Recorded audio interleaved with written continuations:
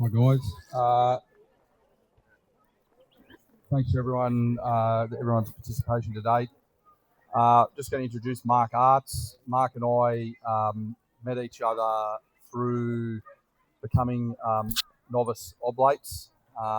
So Mark's on the journey to become an Oblate, a Benedictine Oblate. He's a school teacher from Wagga. How many kids you got now? Five? Five and one on the way. And he grows lots of garlic. All right. Thanks. He's going to talk to us about Thomas Aquinas. So I really appreciate Mark, coming down. Turn the volume up. I'll turn it up for you. Thank you, Tristan. Testing. Getting higher. Yeah, Better? There you go. That's the highest we go. Well, good afternoon, everybody. It's nice to meet all of you. Some people I know, some people I don't. And being a teacher by trade, I do like to be able to know something about the people that I'm talking to. So I'm going to ask you 3 questions. And this is going to help me to determine the way that my talk unravels.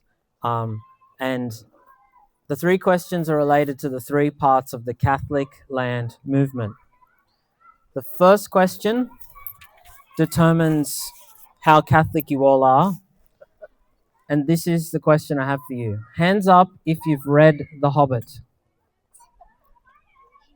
Excellent. I think the audience is Catholic enough for me to proceed. Now, you can't count it if you've only seen the film. I said read, not view. Audiobook, that's Slim Pass. Second question relates to land. So I'm just curious to know how many of you grew up on land or a farm? Hands up.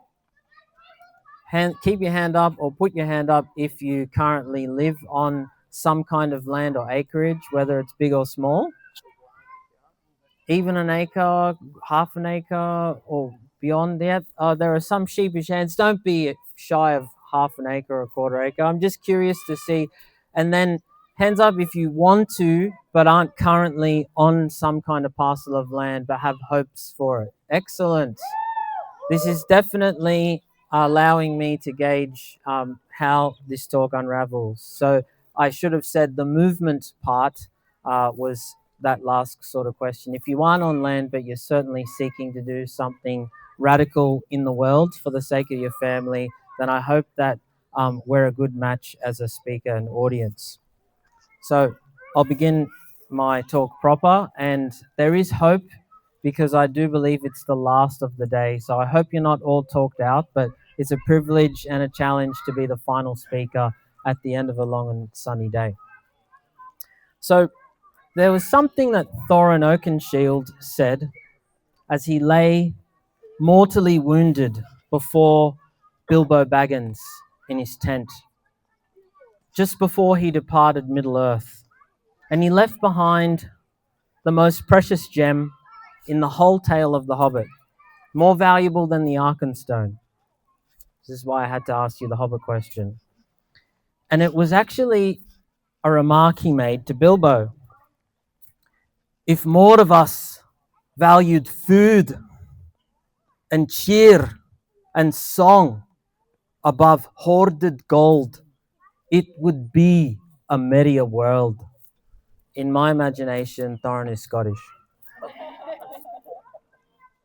Now, I think what makes Bilbo the greatest hero in The Hobbit is what Thorin said about him, and I'm quoting him again. He had some courage and some wisdom blended in measure, and that allowed him to avoid getting caught up on the quest for inordinate riches and wealth, a mountain full of gold. And what really sustained him in his journey and brought the best out of him was the desire to go back to the simple and decent comforts of home. Bilbo can be like an emblem or a role model for us who wish to forsake the adventure of endless wealth in this world in order to make our way back home. We think about Thorin. He risked his life and he gave it up for the gold. Sorry for the spoilers. And in some ways, our return to the land, this back to the land movement, is a similar kind of a quest to go back home.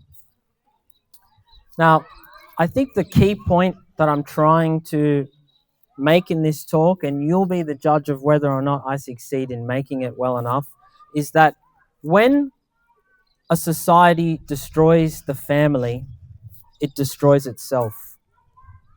And the only way to rebuild society and civilization is to build up the family once again. Return to the land is a claim that argues that the best way for families to flourish is to live on the land. But is this true? How do we determine if it's true?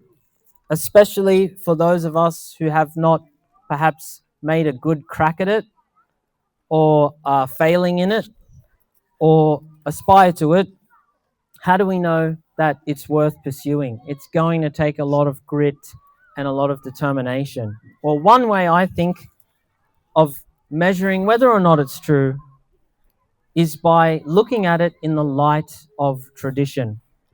And St. Thomas Aquinas is the common doctor of the Catholic Church, the most trusted philosopher and theologian who explains both things of reason and faith in light of each other, making each one clearer. If he approves, then I think we could say that it holds water and it's something worth pursuing as a goal for our family's life. Now, my argument is that the kind of civilization we live in is destroying the family, whereas the kind of civilization that Thomas Aquinas describes in his philosophy and his writing, it flourishes from the root of family life. I keep saying family, family, because it's not the level of the individual that drives this movement. It's at the level of the family. In biology, the whole shift became something about cells. But actually, the best way to understand the anatomy of a plant or a body is not to look at it at the cellular level, but at the level of its systems, which is its organs. And just like a society, we don't look at the health of it from an individual, we look at it from the health of its families. But there is a Catholic way of returning to the land that resembles other contemporary movements. But if we look closer, it's far more radical than that. There are 4 fundamental areas of civilization, which I think we can all agree are dying or dead, that touch us all. Food, work, leisure, community. These are 4 things that are so natural to us that they're kind of on the periphery of our thoughts, for most people anyway. But these things really condition and dictate the way that we live out our lives in the world. With the help of St. Thomas Aquinas, I hope that we will learn to see these 4 things again with fresh eyes and learn how to order them. Food. How do we eat it? What do we eat? And where do we get it from?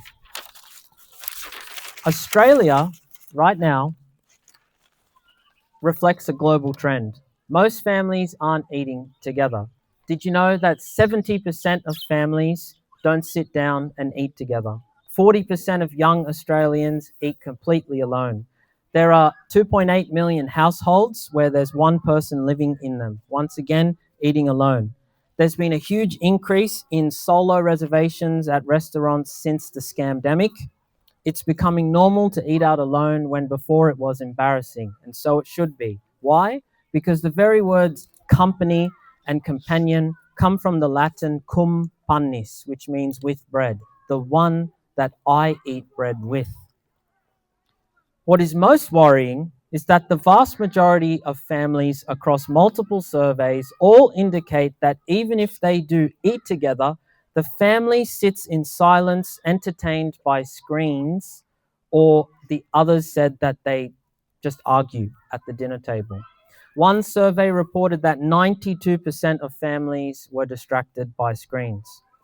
I don't know about you, but the few times that I've eaten out at a restaurant, if I've been traveling, visiting family in Sydney or something like that, I'm the only family where there aren't screens. Everyone else has just got mobile phones and screens to pacify their children, and they're not talking to each other.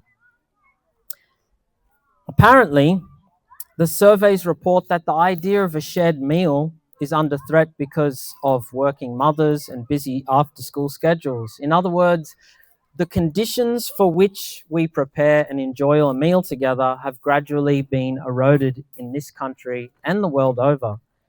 It's too stressful and too difficult to eat and enjoy dinner together as a family. Most people still show a preference for it, but this is largely based on nostalgia from childhood. But that nostalgia won't exist in the next generation to go back to this idea of eating together. So that describes how are we eating. The next question is, how should we eat?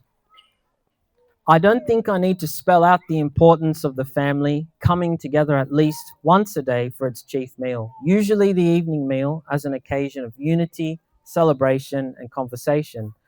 As Catholics, we know that Holy Mass contains itself a meal. I'm not speaking of the whole of Mass being seen as a reenactment of the Last Supper, because that is not what it is. It is the one and eternal sacrifice of Jesus Christ. But the reception of Holy Communion is a sacred banquet, something that St. Thomas Aquinas wrote about as O Sacrum Convivium. And this was the prayer that is a beautiful part of the office of Corpus Christi, which he wrote. O sacred banquet in which Christ is received, the memory of his passion is renewed, the mind is filled with grace, and a pledge of future glory given to us. Why do I bring that up? Because the earthly and spiritual banquets which we experience on this earth around the dinner table and at Mass, they are an anticipation and a participation in the heavenly banquet that awaits the faithful. We will continue to feed and feast on the vision of God in heaven. Yet, the preparation for this high vision of the celestial feast begins around the humble family dinner table. Indeed, any mother or father of young children knows too well that the little ones are not born with manners. Quite the opposite. Untrained children, sorry for the children in the audience, especially mine, for ratting you out. They eat improperly, they speak improperly, and I think we have to be honest, they behave altogether improperly at the table until formed to do so otherwise. Don't eat with your mouth full. Say please. Don't rub spaghetti in your hair. Get down from the table. Don't kick your sister under the table. In fact, the art of eating takes on a moral dimension. St. Thomas describes virtues and vices around the act of eating. We fall into the vice of gluttony when we seek out, and I'm summarizing a very eloquent part of his writing, and sorry to rush it, but he says out when we seek luxurious food, if we become picky eaters, we only want delicacies or junk food, the best of the best. We eat to excess, we gobble down our food, or even eat between meals out of impatience for waiting for the meal to come. In fact, Aquinas goes on to name what he calls the daughters of gluttony, sins that follow from a disordered will toward food. The glutton makes a god out of his belly. He revels too much in a good meal. He is prone to become messy, ill-mannered, talk over others, and dull his mind due to poor digestion. On the other hand, we do learn to grow in temperance and spiritual discipline by fasting, whereby we deny ourselves legitimate nutrition for the sake of virtue and charity. But note that fasting always comes before a feast, and that abstinence and self-denial trains us to order our desires, including for food, to the ultimate end of our existence, God. From Aquinas' point of view, we can see how necessary it is, especially for parents, to observe and train their children to enjoy food in the proper way. No education is complete without an education in table manners, and parents have the best insight into the propensities of their children that need curbing. On the basis of good manners and moderate eating, training children to observe fasting and abstinence at the appointed times, the family can rightly enjoy the companionship of each other around the table as well, hopefully some of the time. Not only this, but the family can be hospitable to others. The homesteading family, the family that lives on the land together, is certainly at an advantage because all meals can potentially be shared together as a family, depending on the circumstances of work. The next question, what do we eat? So we see we can't give up eating together as the world is trying to pressure us into doing, because the discipline and good example afforded by parents to their children is critical to a good upbringing.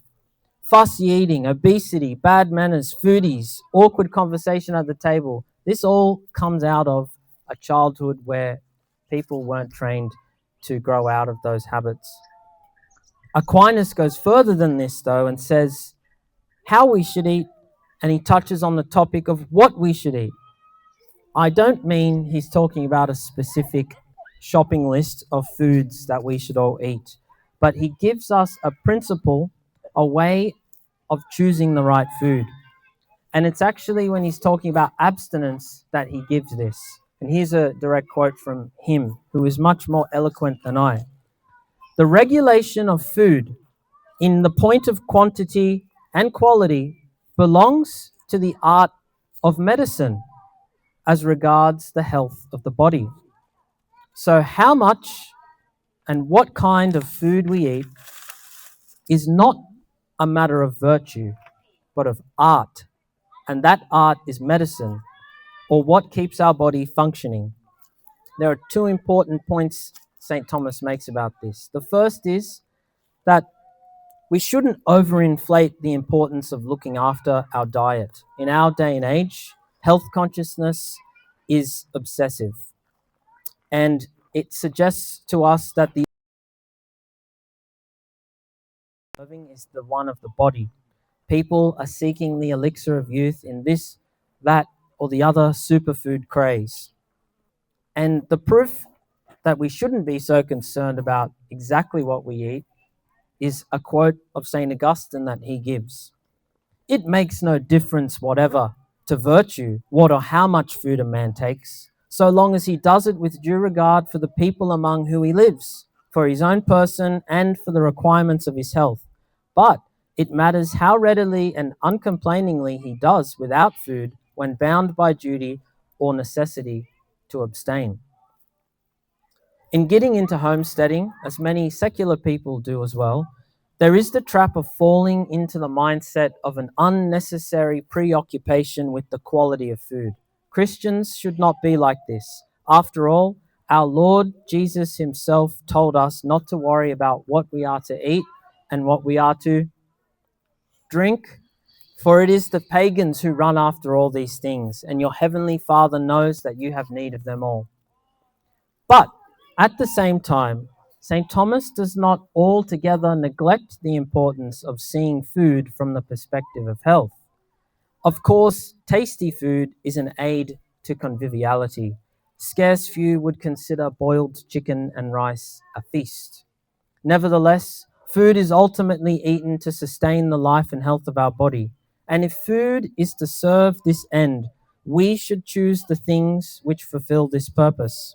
It is not so much that choosing the right food makes us more virtuous, but by choosing food with the virtue of healthiness, we become healthy. And in this respect, Aquinas does say that a sufficiency of bodily goods is necessary for virtue. What does that mean? if you can't live a virtuous life if you're dead, and you will die if your body is not taken care of. The grace builds on nature, and the soul depends on the body to function. When we think about it as parents, we do have a duty to fulfill, as our vocation does not stop at procreation. After begetting comes rearing, and the primary duty of care is to nourish the bodies of growing children.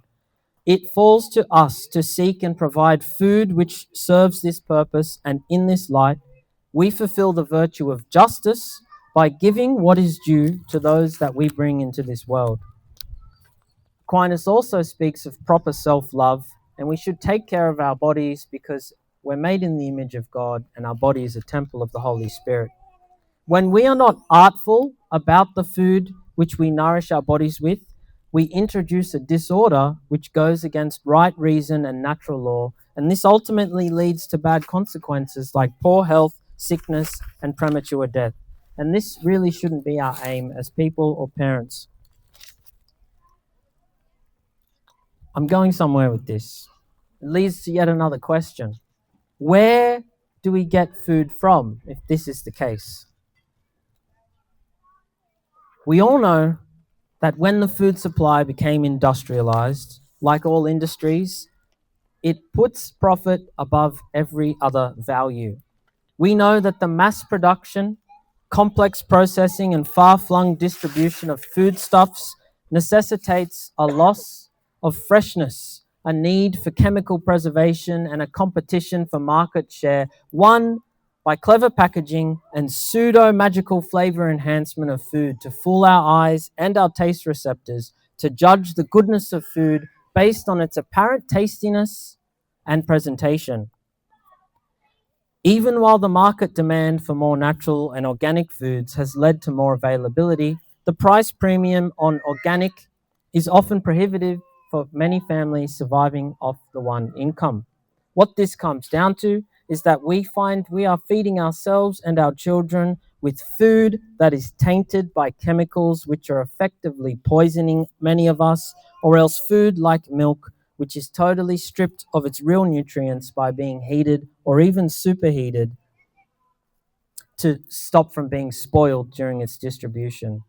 Food has lost most of its nutrients, the nutrients that God intended to keep our bodies healthy. In studies comparing raw cow's milk to pasteurized cow's milk, E. coli bacteria was introduced into both types. After one day, the live enzymes in the raw milk obliterated the E. coli, but in the pasteurized milk, the bacteria proliferated and took over the whole milk. What people knew by tradition about the impact of gut health through fermented and cultured foods, we are now rediscovering with the help of science. Food without nutrition is like salt without its saltiness. What is it good for? There is no arguing with the fact that food is best when fresh. Freshness is a function of proximity. To be able to cut herbs from the garden or vegetables straight out of the garden, picking fruit off the tree, slaughtering animals straight from the paddock, that is living food. But the simple truth today is that the vast majority of people in the developed world, at least, are totally cut off from the supply and production of food. And it's not just because of the geographical distance between farms and cities. Even people living rurally in and amongst farms who farm themselves are beholden to the supermarket.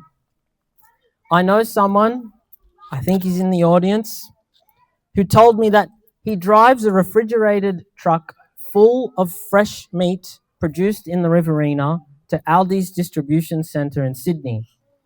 Then it's put back on an Aldi truck and brought back to the supermarkets to be eaten by people in the Riverina. This is based on dollars, not cents. Even worse, the gradual population shift concentrating people into cities cut off from land means that they lack the know-how and the means by which they can produce food independently and locally, guaranteeing freshness, quality, and even food security. But what does St. Thomas Aquinas say about where we should get food from? The first point he makes is by separating man from animals. And I quote it: "For all other animals, nature has prepared food: hair as a covering, teeth, horns, claws as means of defense, or at least speed in flight, while man alone was made without any natural provisions for these things. Instead of all these, man was endowed with reason, by the use of which he could procure all these things for himself by the work of his hands." End quote. So unlike animals, we've got to plan and figure out how to keep ourselves fed. But Aquinas hastens to add, it's impossible to do this alone. While there is a trend in social media of primal living, where some guy behind a very expensive camera builds a mud hut all by himself, makes tools out of stones all by himself, cooks everything on the open fire, gourmet all by himself, there are two problems that the Angelic Doctor has with this way of life. One, it is more natural for man to live in a group than it is for bees to live in a hive and ants to live in a colony. It is in our nature to survive together. In fact, he calls those who live apart from human society either a beast or a god. Secondly, on a practical level, there is just too much to figure out with one's own limited mind about staying alive. And so St. Thomas has this to say: "It is therefore necessary for man to live in a multitude, so that each one may assist his fellows, and different men may be occupied in seeking, by their reason, to make different discoveries, one, for example, in medicine, one in this, and another in that." End quote. Yet even while acknowledging that we have to form society together to get the necessities of life, St. Thomas says something in the midst of that very interesting about the family. There is, to some extent, sufficiency for life in one family of one household, namely, insofar as pertains to the natural acts of nourishment and the begetting of offspring and other things of this kind. I went down a rabbit hole and tried to find what he meant by those other things, and the furthest I got was lighting fires and keeping yourself warm. So that's part of what he meant. But we should pause here and dwell on his thought for a moment. He's saying that the family is capable of feeding itself. It's not clear if he means producing and growing enough food to keep everyone fed, or just procuring it from other means by work and money, etc. But I maintain that when St. Thomas says a family is capable of feeding itself, he means producing enough food to feed it as well. Most scholars of civilization say that the less people involved in the food supply, the more advanced that civilization is. But Aquinas and Aristotle, for that matter, maintain the exact opposite, for reasons I will explain. He goes into this in a strange kind of, some people have called it a birthday present. St. Thomas wrote a treatise on kingship, and he wrote it as a present for the king of Cyprus. So he had, I guess he's a poor Dominican, he had no other thing he could give the king of Cyprus, he knew by some means, than writing about how to be a good king. And in this writing, St. Thomas describes very thoroughly what kind of a city, and the word is civitas, he means society or civilization, not Sydney Centrepoint Tower and all of that, but society. What kind of society a king should establish, including the best location, the best kind of layout. But then he talks about the food supply, and this is what he has to say. The site of a city should also be sufficiently fertile to provide food. A multitude of men can't live where there is not enough food. He even relates a story about Alexander the Great, who was presented with a proposal to build a city out of a mountainside. But Alexander asked if there were fields around that could supply enough grain. When the architect said there would not be, he considered such an idea blameworthy, and he said, "For just as a newborn infant can't be fed nor made to grow as it should, except on the nurse's milk, a city can't have a large population without a large supply of foodstuffs." Now, Aquinas is very aware that there are two ways to supply a society with food: grow it yourself or import it. He favors the first way because there is more dignity in self-sufficiency than in depending on others.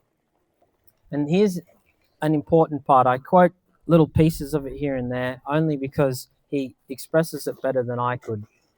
"Now, the city which is supplied by the surrounding country with all its vital needs is more self-sufficient than another which must obtain those supplies by trade. A city, therefore, which has an abundance of food from its own territory is more dignified than one which is provisioned through trade." Something important I'm trying to draw out of this. He's taking up an ancient tradition that the best society is close to and surrounded by the countryside. The city is only marked out by the division of a wall, people living inside of it and people living outside of it. And this isn't just because the food supply is more secure, but it's because he thinks people will have a greater measure of peace if, and I quote, "people are more sparsely assembled together and dwell in smaller proportion within the walls of the town." He agrees with Aristotle in judging it is more profitable to have people engaged outside the cities than for them to dwell constantly inside its walls.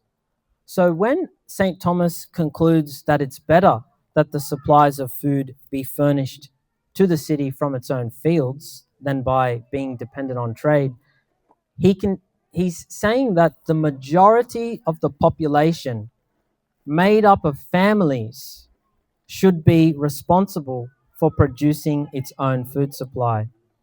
And there's only a minority of people whose work requires them to stay inside the city. The majority of people should dwell outside the urban environment and be committed to the fields. There is good ground, then, for maintaining that, with Aquinas, that the family is capable of growing the food it needs to nourish its own members. But we can also see the proper way of doing this is to dwell alongside other families to cooperate with one another in order to create a food supply capable of feeding a whole society. While growing 100% of everything we eat has a sparkly appeal to the idealist, the realist recognizes this is simply too burdensome a task and that it's better for families to work together. Now, this is very different from our food system, our industrialized food system, where less than 1% of the population produces food for the remaining 99% of people, the bulk of that number living inside urban environments, and the food being produced in a distant, highly mechanized setup. Growing food leads us to think about another question. What kind of work is best for the family? I'm not suggesting that all families are called to live on the land and engage in subsistence farming. Not all can, not all should. But the world we live in has inverted the social order so that almost nobody in the developed world does live on the land. The consequent problem of bad food will not only remain but get worse. The issues with this upside down society is not just limited to the question of nutrition. Far from it. Aquinas describes that when a society depends on trade and focuses on making money as the mainstay of the work of that society, while just a few are busy with making food, negative consequences follow for that society. I'll try to summarize three because the fourth is really more to our point. foreign influence that is required by trading with people to get what you can't make for yourself upsets the culture of that society. Secondly, people who don't work physically are, and I'm quoting here, so none of you will get offended by me, but by St. Thomas, people who don't actually work physically are not used to the open air and not doing any hard work, but enjoying all pleasures, grow soft in spirit and body, and are weakened and rendered unsuitable to military labors. So we also lose the means to defend ourselves when too many people aren't working physically on the land and getting soft. It's not my jab at you, it's the Angelic Doctor. Thirdly, when most people dwell in the town and are living too close together, he says that peace is disturbed.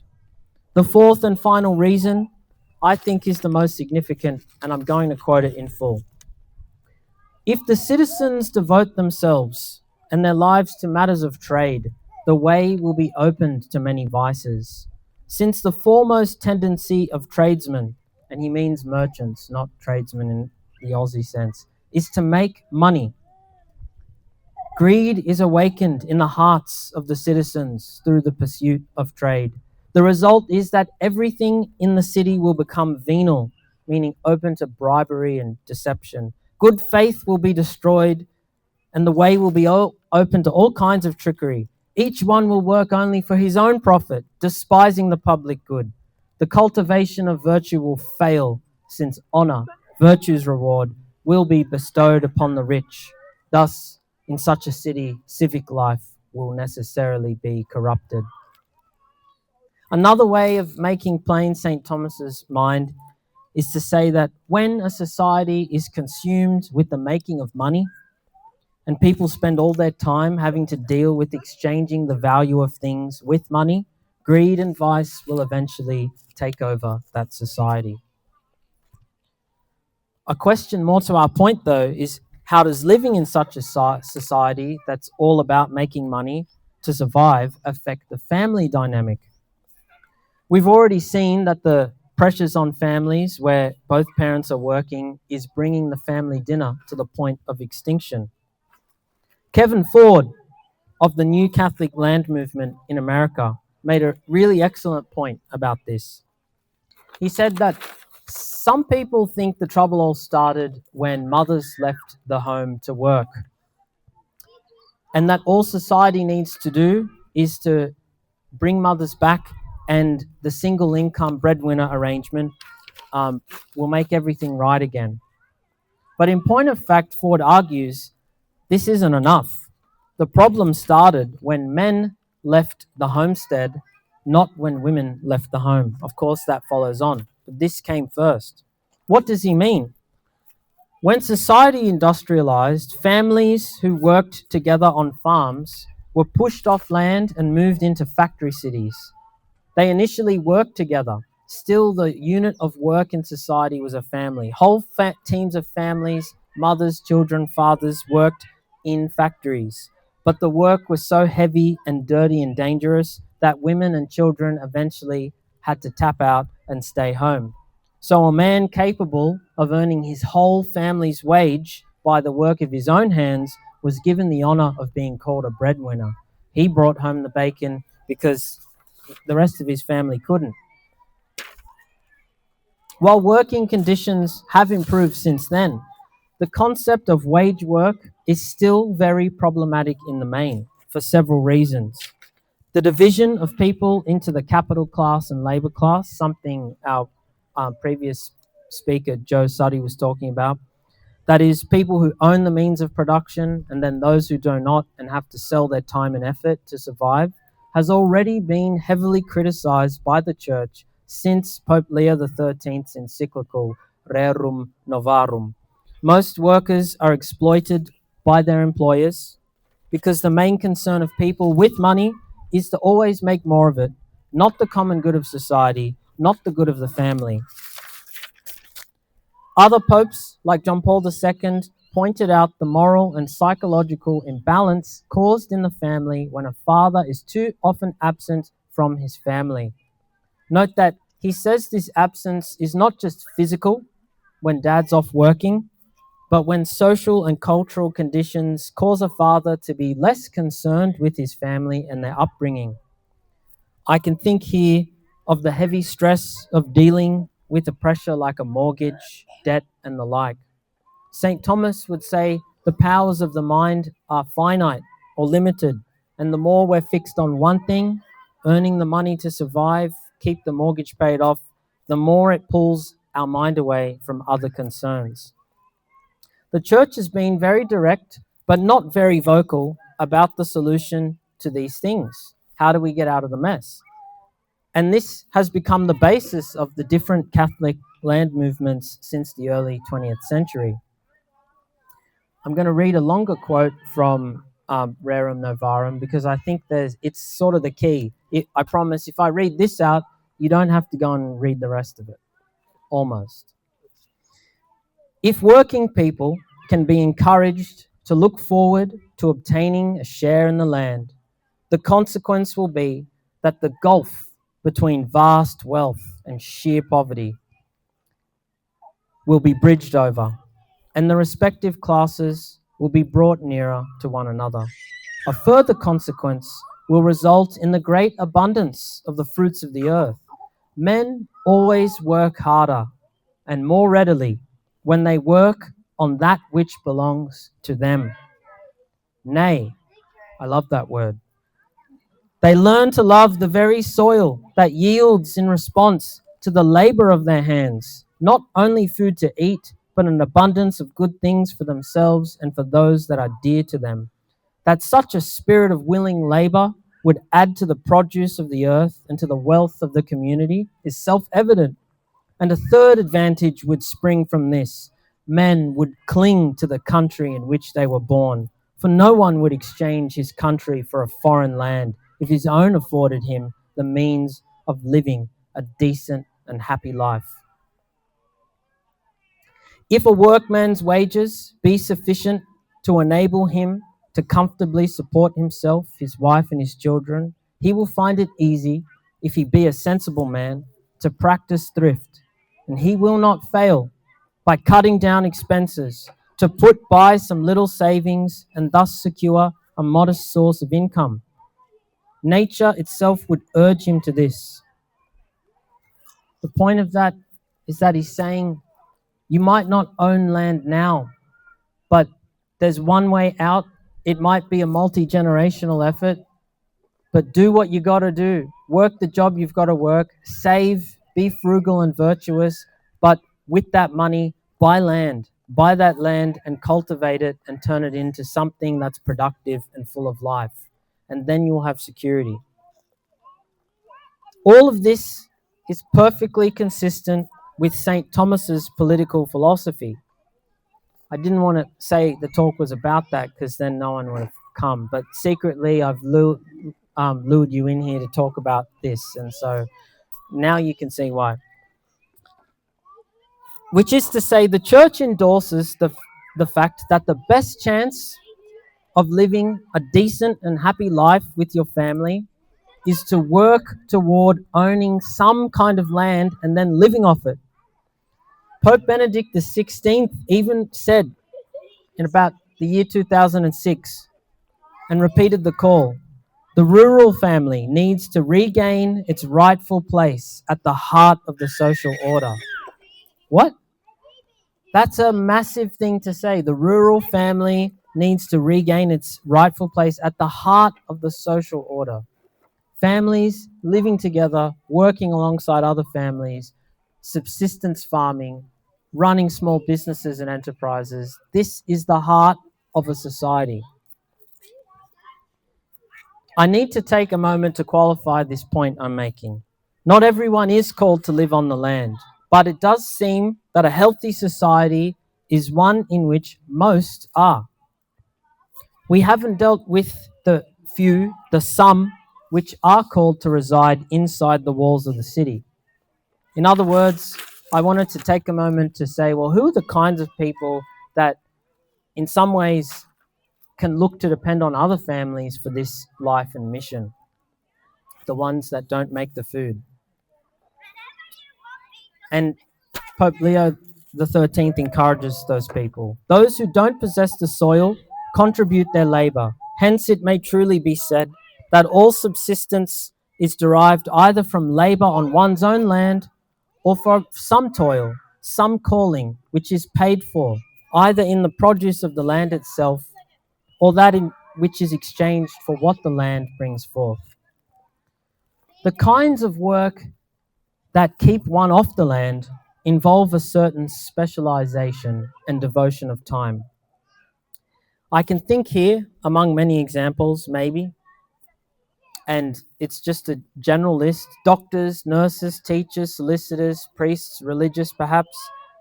Some other people suggest that those who should stay inside the walls of the city are really the high cultural pursuits, the fine arts, perhaps those dedicated to the building and decoration of churches and cathedrals, master craftsmen and architects, wood carvers, sculptors, stained glass window makers, church musicians.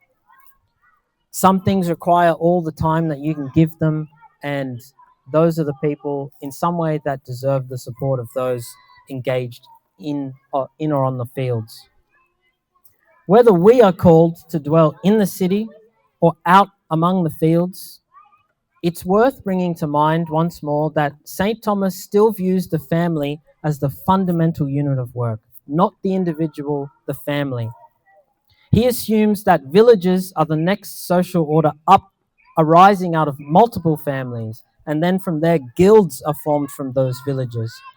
The assumption we might miss is that these specialized jobs are undertaken, is that these jobs, these specialized jobs, even if you are a master craftsman or a sculptor or whatever, it's still done by whole families, whole villages of families that are related to each other, and whole guilds of families of villages. So it's all in the family. Work is not intended to be an activity by which members of a family are unduly separated from each other.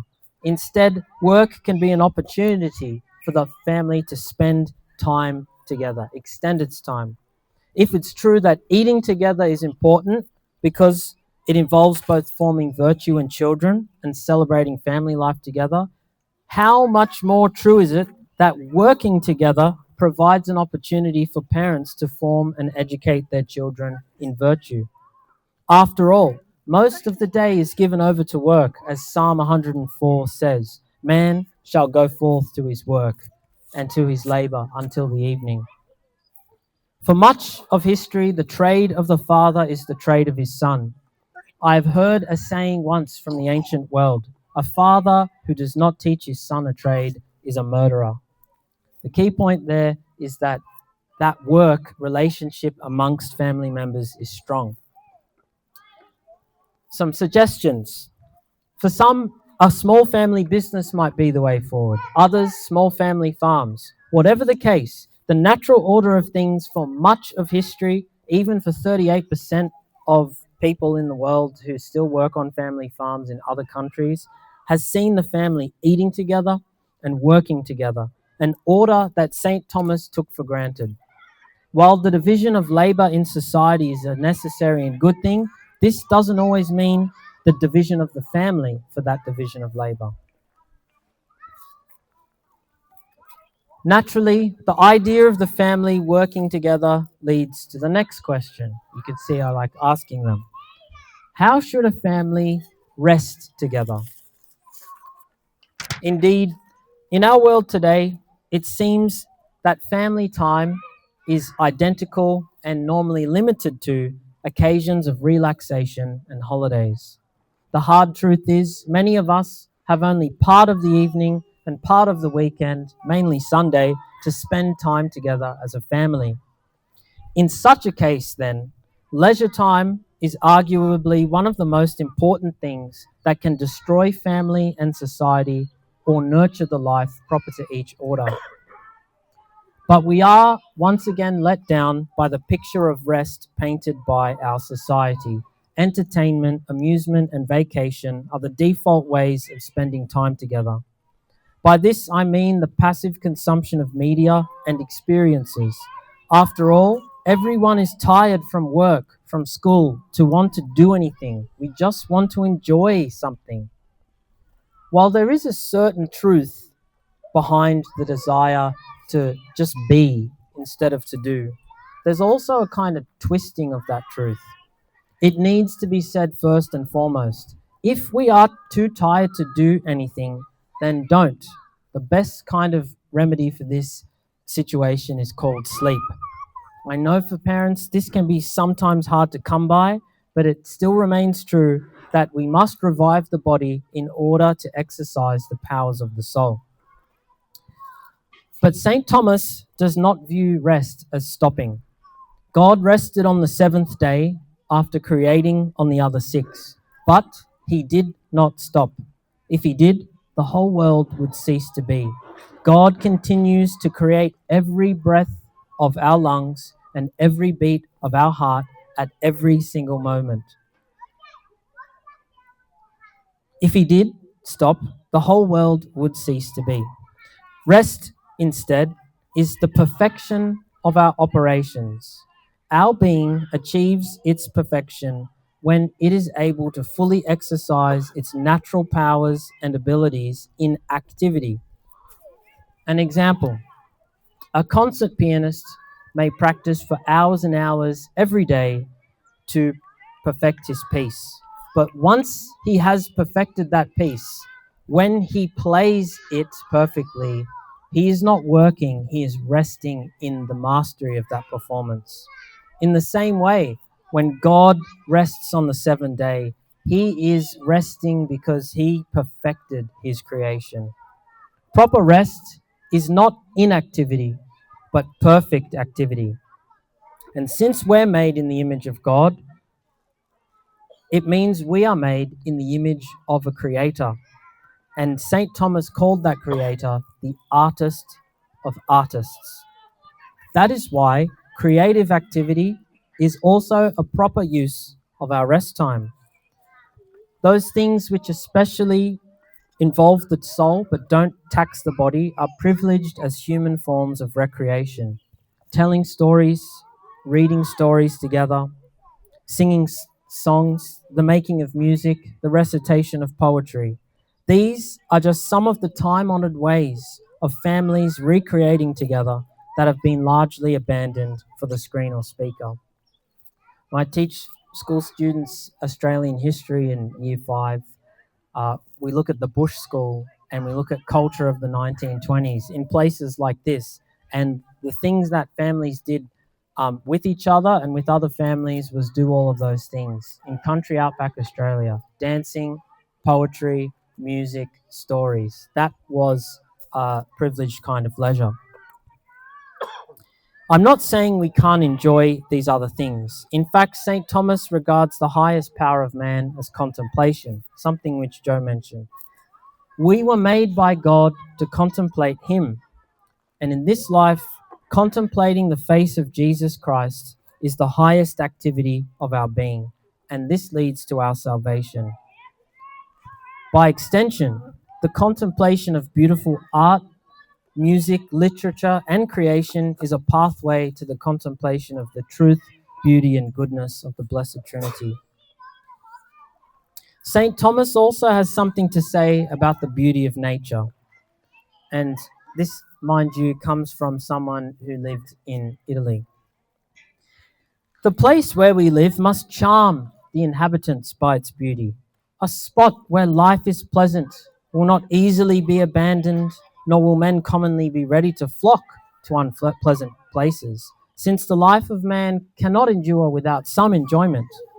It belongs to the beauty of a place that it have a broad expanse of meadows, an abundant forest growth, mountains to be seen close at hand, pleasant groves, and a copiousness of water.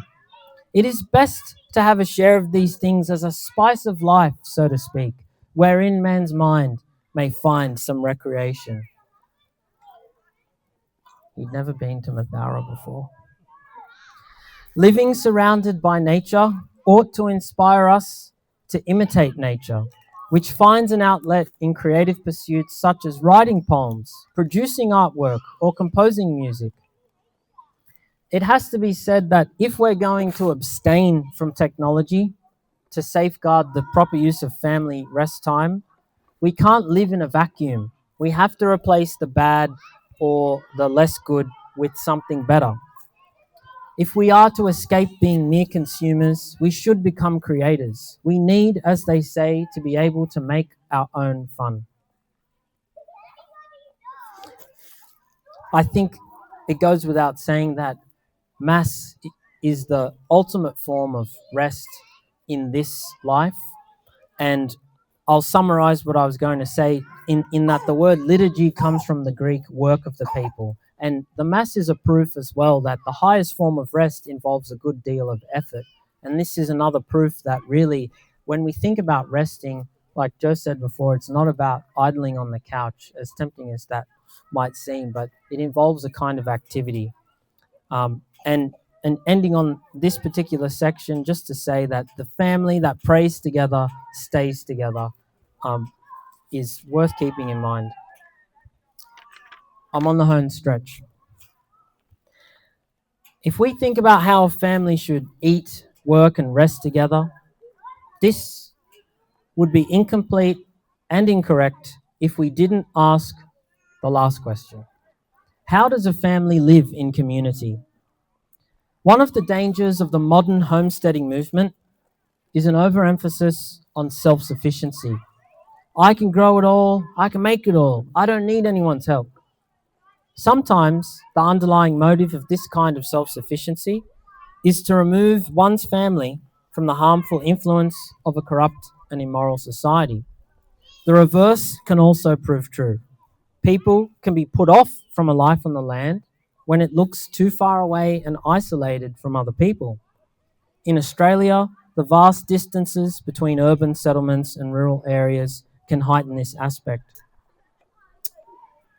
But I was talking with Tristan earlier, who said he had a conversation with the bishop of this diocese and said, sometimes people say, we're in the middle of nowhere, but we are in the center of everything.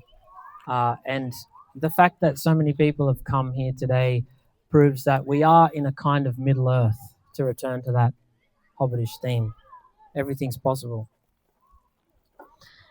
There's one reason, above all, that St. Thomas gives that families should live in community, or more properly, be part of a political society. But we won't go into that.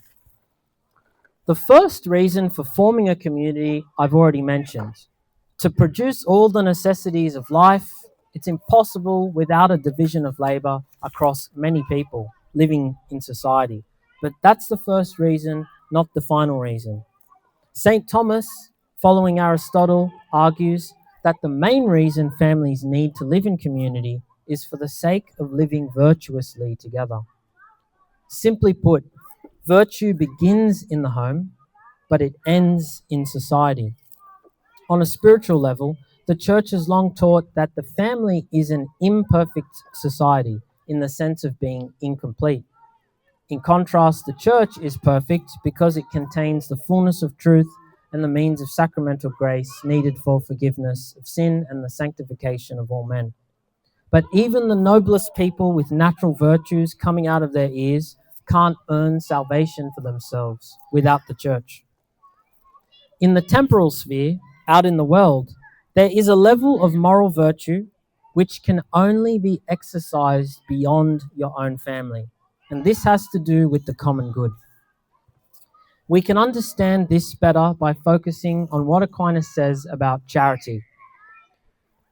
We could intend to do something for an immediate goal. For example, work a job to earn some money. But on a supernatural level, we could intend to work that job ultimately out of charity, love of God and neighbor. By the same token, we could also work a job for the sake of the common good. For example, a soldier might serve in the army because of the pay. He does this because he wants to provide food for his family. He might also intend to serve his country out of love for God. But he can also serve in the army because he has a desire to defend his country from attack and to preserve the peace of his nation. Even more, he might go above and beyond and sacrifice his life on the battlefield.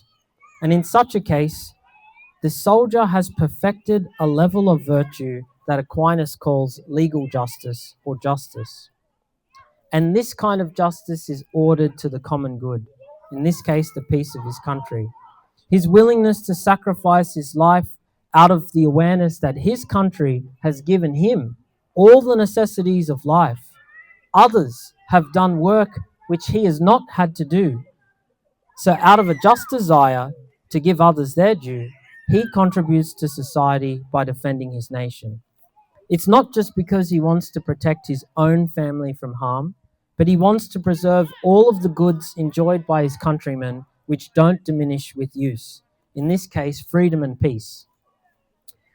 I think for this reason, we should be careful not to develop a separatist mentality toward other people in society. We should instead recognize the many goods we can enjoy because of the work of others. We can also order our work to the good of society. We might be doing the same thing, for example, running a small farm or a small business, and we could do that just to keep ourselves and our family fed. But that's a lost opportunity because doing the same thing but with the right intentions, we can grow in charity and that kind of justice St. Thomas was talking about by doing the same thing with a view to pleasing God and working for the good of others. This brings me to the final point about the relationship between family and community. I heard someone sigh a relief when they heard the word final. Whether in our parish or our neighborhood, sometimes it's tempting to ask this question: how is this parish helping me? How is this village or community helping me? Who is going to support me to carry out my duties? The truth is, especially for married couples, that we have a sacrament and other sacraments that give us the means to fulfill our state of life and grow in holiness. For this reason, the real question we should be asking is not what my parish or neighborhood should be doing for me, but what should I be doing for my parish and my neighborhood? This involves a generous heart and the ability to sacrifice our time, our money, and our comfort for the good of others. And this goes to the heart of why it's better for families to live in society, not primarily because it provides us with what we need to live in the world, but because it creates the opportunity for us to take up our cross, grow in virtue, and build up a kingdom not of this world, but one that is in the world to come. It makes me think again of Bilbo. We all just want our own hobbit hole. That's what Bilbo wanted. But he needed to get uncomfortable, and Gandalf knew it. He dragged him out of the comfort of his home, and all the while he wanted to go back to his bacon and eggs, and he wanted to go back to his comfort. He realized that the dwarves were seeking their lost home, and he was willing to make himself uncomfortable for the sake of somebody else. He wasn't interested in the gold or the treasure. He was sort of forced to take back what share was given to him, and he returned ultimately with a sense of being more selfless and sacrificial, but he went back to his home and was content with that. I think we can safely conclude that the Catholic land movement is an ideal that rightly orders the family, and in so doing, rightly orders society. The political philosophy of St. Thomas Aquinas, sorry for using those words again, and the social teaching of the Catholic Church are in total conformity with the return to the land. It is perhaps surprising to see how much deep thought has been paid to simple things like food, work, leisure, and community. To make our way back to a life on the land, we will need, like Bilbo, a blend of courage and wisdom. We must learn once more to seek food and cheer and song above hoarded gold. And like Bilbo, we must prize bacon and eggs above the Arkenstone. Speaking of which, it's getting very close to dinner time. Thank you.